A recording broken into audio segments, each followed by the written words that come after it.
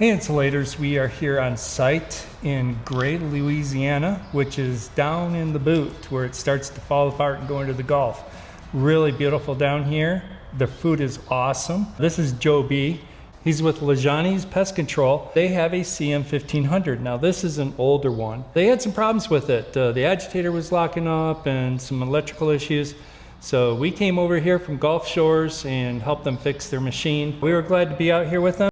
Much appreciated. You know, they're very helpful. They walk me through everything because I'm relatively new to this type of space. You know, knowing what to do and what not to do to the machine is definitely the best help ever I can ask for. So huge shout out to these guys, and hopefully if y'all tune in, y'all can learn a lot too. So thank you. Yeah, that's great. No, we're glad to do this, and it is absolutely critical if you have an installation company that you at least have somebody dedicated to knowing and understanding how to fix these machines. They're not difficult, but we have plenty of videos, and if you really need us, we can be there on site with you as well.